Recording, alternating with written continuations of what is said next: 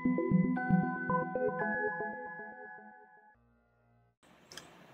Friends and welcome back to my channel Astro Cosmic secrets.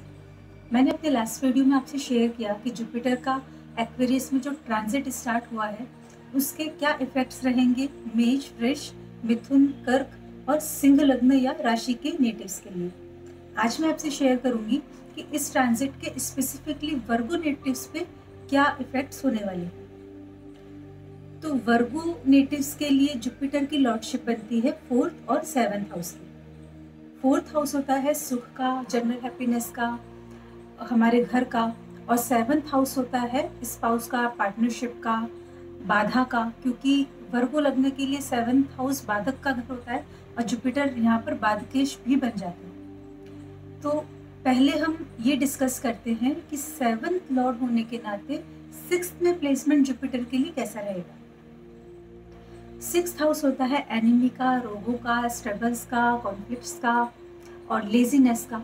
तो यहाँ Jupiter जब आ जाएंगे और अगर आपके जुपिटर नेटल चार्ट में ऑलरेडी 6th हाउस में है तो मैं आपको कहूँगी कि अगर आप मैरिड हैं तो प्लीज़ अपने स्पाउस के साथ अंडरस्टैंडिंग रखिए, क्योंकि यहाँ वो आपके स्पाउस के साथ कॉन्फ्लिक्ट्स दे सकते हैं। डे टू डे लाइफ में छोटी छोटी बातों को लेकर कॉन्फ्लिक्ट्स यहाँ पर हो सकते हैं अगर चार्ट में ऑलरेडी आपका जुपिटर 6th हाउस में है। दूसरा, आपको यहाँ पर बहुत ध्यान रखना पड़ेगा अपनी हेल्थ को लेकर, क्योंकि जुपिटर 6th हाउस में आकर अपने सिग्निफिकेशंस की प्रॉब्लम आपको दे सकते हैं। तो यहाँ आपको ध्यान रखना पड़ेगा अपने लीवर का, अपनी शुगर का। अगर आपकी शुगर ऑलरेडी बॉर्डर लाइन पर है तो आपको तुरंत अपनी शुगर चेक करवा लेनी चाहिए और डॉक्टर से परामर्श लेना चाहिए।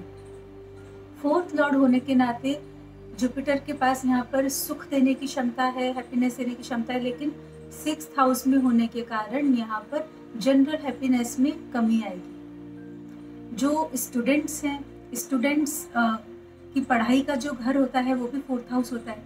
वो जब 6th हाउस में आ जाएगा तो स्टूडेंट्स भी कहीं ना कहीं थोड़ा लेजीनेस के कारण पढ़ाई कम कर सकते हैं, या फिर वो फील करेंगे कि उनकी पढ़ाई पहले जैसी हो रही थी उतनी अच्छे से शायद ना हो पाए।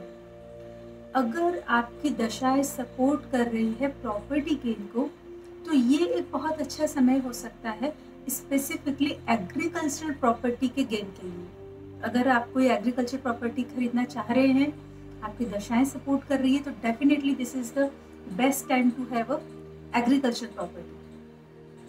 अब हम डिस्कस करते हैं कि यहाँ से जुपिटर के एस्पेक्ट्स कहाँ कहाँ पड़ेंगे और उसके रिजल्ट क्या क्या होंगे। यहाँ जुपिटर पहले एस्पेक्ट करेंगे 5th एस्पेक्ट से 10th हाउस को। 10th हाउस जो कि हमारे करियर का, हमारे प्रोफेशन का हाउस है। यहाँ पर जब वो 6th हाउस से उस घर को देखेंगे तो आप ये फील करेंगे कि कहीं ना कहीं हमारी लापरवाही के कारण, हमारी लेजीनेस के कारण, हमारी अवेयरनेस की कमी के कारण हम अपने वर्क लाइफ में प्रॉब्लम क्रिएट कर सकते हैं। आपको नुकसान हो सकता है आपकी लापरवाही से, आपकी लेजीनेस से। तो आपको बहुत अवेयर रहने की ज़रूरत है, बहुत एक्टिव रहने की ज़रूरत है, नहीं तो कहीं ना कहीं आप कुछ लॉस कर लेंगे अपनी वर्क लाइफ में। यहाँ से जुपिटर का 7th एस्पेक्ट जाता है 12th हाउस में। जुपिटर जहाँ भी देखते हैं वहाँ पर वृद्धि करते हैं, हम सभी को पता है। अब अगर वो 12th हाउस का एस्पेक्ट करेंगे तो डेफिनेटली वो खर्चों में वृद्धि करेंगे, लेकिन किस तरीके के खर्चों में वृद्धि करेंगे। 6th हाउस जो कि रोगों का हाउस होता है, वहाँ से जब वो 12th हाउस को देखेंगे तो ये खर्चा मोस्टली दवाइयों पर होगा, हॉस्पिटल्स में होगा, इलाज पर होगा। तो आपको ज़रूरत है यहाँ पर बहुत ही अवेयर और बहुत ही कॉशियस रहने की अपने हेल्थ को लेकर। अपने जो भी रूटीन चेकअप्स है वो आप टाइमली करवाइए, क्योंकि यहाँ पर वो किसी न किसी बीमारी के लिए अच्छा खासा खर्चा आपसे करवा सकते हैं।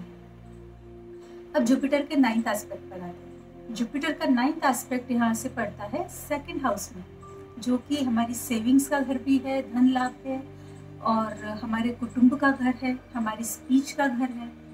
तो यहाँ पहला इफेक्ट तो ये आएगा कि गुरु चूंकि यहाँ से तुला राशि को देख रहे हैं 2nd हाउस में, जो कि उनकी एनिमी का साइन है, तो यहाँ पर वो कुटुंब में कॉन्फ्लिक्ट्स क्रिएट करवा सकते हैं। तो आपको अपने परिवार वालों के साथ, अपनी फैमिली के साथ चाहिए कि थोड़ा सा अंडरस्टैंडिंग का मेंटेन रखें, आप झगड़ों में ना पड़े, आप शांत रहें, क्योंकि यहाँ पर वो कॉन्फ्लिक्ट्स क्रिएट कर सकते हैं। दूसरी चीज़, अगर आप लोन लेना चाह रहे हैं, अगर आपका लोन रुका हुआ है, अगर पैसा कुछ रुका हुआ है, लोन हो नहीं पा रहा है, तो ये वो समय है जहाँ पर आपका लोन इजीली हो जाए, क्योंकि 6th हाउस कर्जे का, लोन का घर होता है और 2nd हाउस धन लाभ का होता है। लोन से धन लाभ के यहाँ पर पूरे पूरे योग बनते हैं। और इसके अलावा भी जुपिटर 2nd हाउस में कुटुंब में कॉन्फ्लिक्ट दे सकते हैं, लेकिन पैसों को लेकर दिक्कत नहीं करेंगे, क्योंकि 2nd हाउस में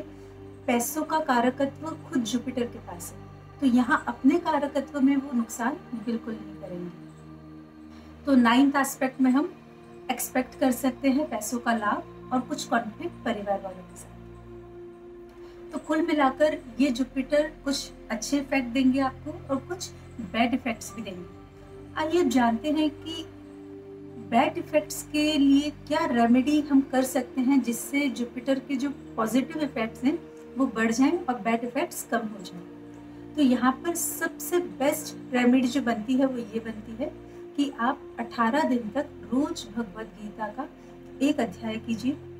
19वें दिन आप किसी ब्राह्मण को वो गीता की बुक डोनेट कीजिए, ब्राह्मण को भोजन करवाइए, उनको थोड़ी दक्षिणा दीजिए, और 20th डे से आप फिर से एक दूसरी गीता की बुक पढ़ना स्टार्ट करें, रोज का एक अध्याय।